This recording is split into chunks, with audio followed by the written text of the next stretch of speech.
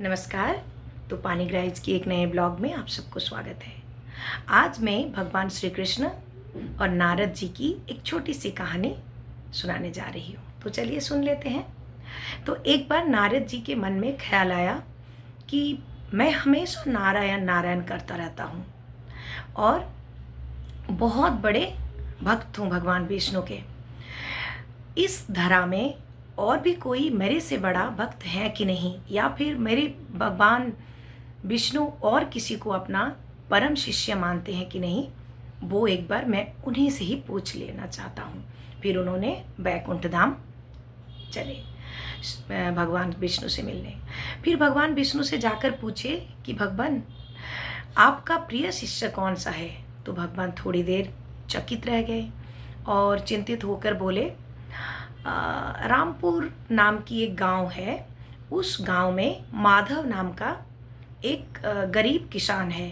वो मेरा बहुत बड़ा शिष्य है, वो मेरा बहुत प्रिय शिष्य भी है। तब नारद जी को बहुत गुस्सा आया और उन्होंने बोला, कैसे मेरे से वो प्रिय हो गया आपका? क्या वो ज़्यादा आपका नाम लेता है आप मेरे से? मैं एक बार उसका परीक्षा लेना चाहता हूँ। तो भगवान जी बोले, जाओ परीक्षा लेके आ जाओ। नारद जी जब उस गरीब किसान के घर पहुंचे तो देखे वो खेती से अपना हल लेके घर की ओर आया और घर की दरवाजे खोलते ही उसने जय श्री कृष्ण बोला। फिर घर के अंदर आया, नहाया धोया, खाना खाया।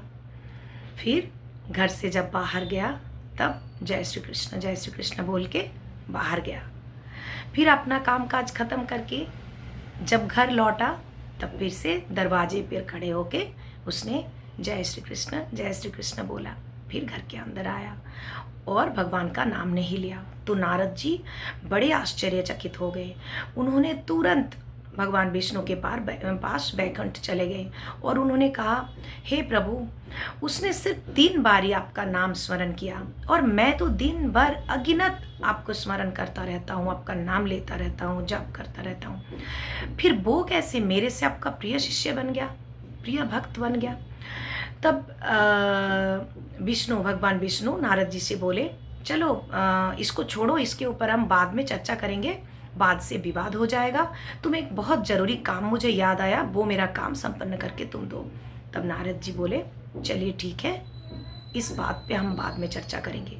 नारद जी फिर एक बड़ा सा लोटा लेके आए और उस लोटे के अंदर तेल भरा हुआ था। उन्होंने कहा, पूरी दुनिया का भ्रमण तुम इस लोटे को अपने सिर के ऊपर रख के करोगे और याद रहे, एक बूंद भी तेल नहीं नीचे गिरनी चाहिए। तब नारद जी बोले, ठीक है, आपका बात याद रहेगा। फिर उन्होंने बड़े मुश्किल से पूरी विश्व की परिक्रमा लगाए और ये बात की ध्यान भी रखते हुए जैसे कि एक बूंद भी तेल ना नीचे गिरे। फिर बड़े सावधानी से एक बूंद भी तेल बिना गिराए वो बैकुंठ भगवान विष्णु के पास पहुंच गए और उन्होंने बड़े खुश होकर भगवान विष्णु से कहा कि देखिए, आपके बात के अनुसार एक बूंद भी नीचे ना गिराकर मैंने पूरे ब्रह्मांड का चक्कर लगा के आ गया। तब भगवान विष्णु ने पूछा, इन दिनों आप मुझे कितनी बार याद किए? तब नारद जी बोले, समय ही नहीं मिला मुझे आपको याद करने का। आप ही का ही तो काम कर रहा था मैं, आपका दिया हुआ मैं काम कर रहा था और आपको कैसे मैं याद करता? आपने ही तो कहा था ध्यान रहे, जैसे एक बूंद भी पानी ना गिरे, तेल ना गिरे।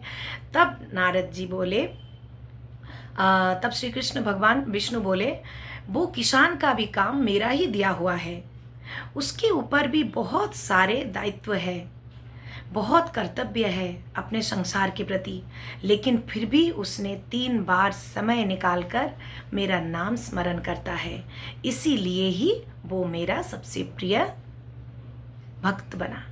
तब नारद जी को ये बात समझ में आया। तो दोस्तों देखिए, इंसान हमेशा अपने काम में बिजी रहते हैं। भगवान ने कभी नहीं कहा कि आप हमेशा मेरे ही नाम लेते रहो सब काम काज छोड़ के। वो तो सिर्फ यही चाहते हैं अपने काम खत्म करने के बाद काम के अवसर पर जो थोड़ा बहुत टाइम मिलता, उस टाइम उनके सेवा में आप अर्पण कर दीजिए।